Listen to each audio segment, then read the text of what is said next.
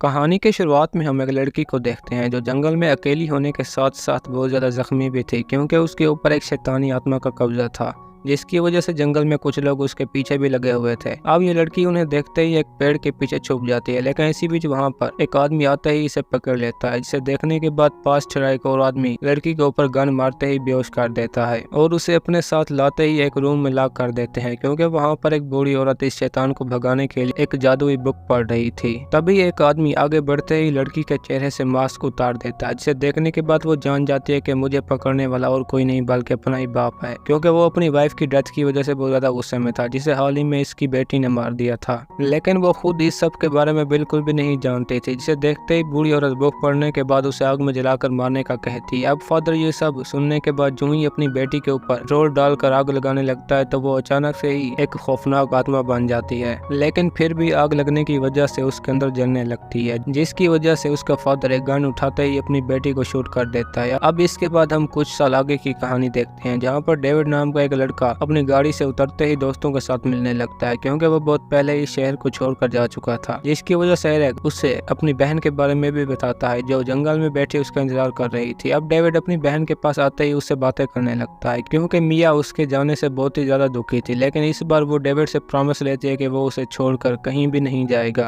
अब डेविड भी ये सब सुनने के बाद मिया की बात मान जाता है क्योंकि वो डेविड के जाने के बाद बहुत ही ज्यादा ड्रग्स की आदी बन चुकी थी, लेकिन फिर भी डेविड की बात मानकर ड्रग्स छोड़ देती है। और जो ही अपने दोस्तों के साथ घर में दाखिल होते हैं तो उन्हें वहाँ पर कुछ बुरी स्मेल जाने लगती हैं क्योंकि वो इस घर को बहुत ही पहले छोड़ चुके थे। तभी मिया जो ही एक रूम में जाती है तो उसे वहाँ पर अपनी मोम की पिक्चर भी दिखाई देती है, जहाँ ये दोनों बहन भाई उनके साथ थे क्योंकि वो अब भी अपनी मोम के सॉन्ग को मिस कर रही थी जो उन्हें बचपन में सुनाया करती थी, जिससे मालूम हो जाता है कि ये दोनों आज भी अपनी मोम को मिस करते हैं। अब इसके बाद डेविड जो ही डोर सेट कर रहा था तो ओलिविया उसे मिया के बारे में सब कुछ बता देती है क्योंकि वो हर बार इसी तरह किए हुए प्रॉमिस को तोड़कर ड्रग्स वापस लेती थी, जिसे सुनते ही डेविड परेशान हो जाता है क्योंकि डॉक्टरों ने भी हाल ही में बड़ी मुश्किल के साथ मिया की जान बचाई थी। जिसके बाद रात होते ही मिया को अपने घर के अंदर बहुत ही बुरी स्मेल आने लगती है जो उसे बहुत ही ज्यादा परेशान कर रही थी, लेकिन ये सब भी उसे ड्रग्स छोड़ने का असर समझने लगते हैं क्योंकि मिया ड्रग्स लेने की वजह से बहुत ही ज्यादा इन्फेक्टेड हो चुकी थी। तभी बातों के दौरान उन्हें भी अपने घर के अंदर एक रास्ता दिखाई देता है जो सीधा बेसमेंट तक जाता था और मिया को आने वाली स्मेल भी उसी के अंदर से आ रही थी। अब डेविड उसे देखने के लिए जो ही एक रूम के अंदर जाता है तो उसे वहाँ पर बहुत सी मरी हुई कैट्स दिखाई देती हैं, जिन्हें कहानी के शुरू में एक बूढ़ी औरत ने मार कर लटका दिया था क्योंकि ये वही रूम था जहाँ पर कहानी के शुरू में आत्मा को जलाया गया था। तभी एरिक को वहाँ पर एक बुक भी दिखाई देती है जो नुकीली वायर के साथ बंधी हुई थी, लेकिन मिया इस सब की वजह से बहुत ज्यादा गुस्सा थी क्योंकि एरिक उसे अपने साथ ही रूम में ले आया था। अब सभी के जाते ही एरिक बुक की वायर काट कर उसे पढ़ने लगता है, लेकिन बुक में साफ लिखा था कि जो भी इसे पढ़ रहा है वो इसे छोड़ दे क्योंकि वहाँ पर तरह तरह के शैतानों के बारे में लिखा हुआ था, जिन्हें देखते ही एरिक बुक के मिसिंग लेटर भी पढ़ने लगता है क्योंकि वो नहीं जानता था कि एक इनविजिबल पावर बाहर ठहरी मिया की तरफ बढ़ रही है, जिससे मालूम हो जाता है कि ये बुक भी वही थी जिसे कहानी के शुरू में बूढ़ी औरत इस्तेमाल कर रही थी। अब एरिक के आखिरी लेटर पढ़ते ही वो शैतानी आत्मा भी मिया के अंदर चली जाती है जो बिल्कुल भी इस सब के बारे में नहीं जानते थे, लेकिन वो इस सब की वजह से बहुत ज्यादा डरी हुई थी और अपने भाई को भी यहाँ से वापस चलने का कहती है, लेकिन कोई भी उसकी बात नहीं मानता, जिसे सुनने के बाद मिया गाड़ी की चाबियां लेते ही वहाँ से निकल जाती है। तभी रास्ते में मिया अपने सामने उसी शैतानी आत्मा को देखते ही एक तालाब के अंदर गिर जाती है, जिससे वो बहुत ज्यादा डर रही थी, लेकिन वो अब भी मिया का पीछा नहीं छोड़ती और जो ही पानी से बाहर निकलती है तो मिया के सामने आकर उसका पीछा करने लगती है, जिससे डर कर मिया भी भागते भागते जंगल में गिर जाती है, जहाँ पर वो अपनी पावर्स के साथ मिया पर कंट्रोल करते ही उससे पकड़ लेती है और आखिरकार एक भयानक एंट्री लिए मिया के सामने आ जाती है, जिसके बाद वो आत्मा अपने मुंह से ब्लैक फ्लूइड निकालते ही मिया के अंदर डाल देती है। अब इस सब की खत्म होते ही वहाँ पर डेविड और ओलिविया भी पहुंच जाते हैं, जिन्हें मिया एक पेड़ के करीब बैठे दिखाई देती है। अब घर वापस आने के बाद जब डेविड मिया से बातें कर रहा था तो वो उसे भी इस सब के बारे में बता देती है कि यहाँ पर एक आत्मा मौजूद है, लेकिन वो फिर भी इसे एक नशा छोड़ने की वजह समझकर रूम से चला जाता है क्योंकि मिया अब भी उसी आत्मा को अपने रूम में मिरर के अंदर देख रही थी। अब दूसरी तरफ जब एरिक बुक पढ़ रहा था तो उसे भी वहाँ पर बहुत सी शैतानी पिक्चर दिखाई देती हैं, जिनमें एक तो बिल्कुल ही मिया के साथ होने वाले सीन के रिलेटेड थी। तभी डेविड जो ही अपना कचरा फेंकने के लिए घर से बाहर आता है तो उसे वहाँ पर कुछ ब्लड के साथ साथ अपना डॉगी भी मरा हुआ दिखाई देता है, जिसे और कोई नहीं बल्कि मिया ने ही मारा था, जो इस वक्त शावर के नीचे अपना चेहरा साफ कर रही थी, लेकिन पानी के बहुत ही ज्यादा गर्म होने की वजह से वो बुरी तरह से जल जाती है, जिसे दरवाजा तोड़ते ही डेविड भी देख लेता है, क्योंकि वो अपनी बहन से बहुत ही ज्यादा प्यार करता था, जिसकी वजह से मिया को अपने साथ लाते ही शहर की तरफ जाने लगता है। लेकिन अब इससे भी बड़ा मसला था, क्योंकि रास्ते में नदी के प्रेशर ने पूरी रोड को तोड़ दिया था। अब घर वापस आने के बाद जब एरिक इन्हें बुक के बारे में बता रहा था तो मिया इसी बीच एक गन लाते ही डेविड के ऊपर शूट कर देती है, लेकिन गोली के शोल्डर से टच होकर गुजरने की वजह से डेविड की जान बच जाती है और मिया खुद भी इन्हें तुम सभी मरोगे कहकर बेहोश हो जाती है। अब ओलिविया ये सब देखने के बाद जो ही गन उठाने लगती है तो मिया उसका हाथ पकड़ते ही ओलिविया के ऊपर एक खून की उल्टी कर देती है, जिसे देखते ही वो मिया को धक्का देकर बेसमेंट में गिरा देती है और एरिक ऊपर से डोर लॉक कर देता है, क्योंकि वो जान गया था कि ये सब ड्रग्स नहीं बल्कि शैतानी बुक कर रही है। अब दूसरी तरफ जब ओलिविया भी अपना चेहरा साफ कर रही थी तो आत्मा को देखकर बहुत ज्यादा डर जाती है, क्योंकि अब उस पर भी मिया की तरह असर हो रहा था, जिसे देखने के लिए एरिक जो ही एक रूम में जाता है तो वहाँ पर ओलिविया पूरी तरह से अपना चेहरा काट चुकी थी और एरिक भी ये सब देखकर डर के मारे नीचे गिर जाता है, क्योंकि अब ओलिविया उसे देखते ही गुस्से में आकर एक कांच का टुकड़ा उसके सीने पर मार देती है और जो ही सिंज लेकर उसकी आंख पर मारने लगती है तो एरिक उसे धक्का देते ही नीचे गिरा देता है और आखिरकार बेसन का एक टुकड़ा लेते ही ओलिविया के सर पर मारने लगता है, जिससे उसकी मौत हो जाती है। अब डेविड ये सब देखते ही एरिक को अपने साथ लाकर कांच निकाल देता है, क्योंकि उसका बहुत ही ज्यादा खून बह रहा था, जिसे देखते ही एरिक उसे बुक के अंदर शैतान के बारे में भी बता देता है, क्योंकि ये सब उसी बुक की वजह से हो रहा था। अब दूसरी तरफ जब नेटली पानी लेने के लिए रूम में जाती है तो उसे बेसमेंट से मिया आवाज देकर बुलाने लगती है, जिसे सुनने के बाद नेटली जो ही नीचे जाती है तो वो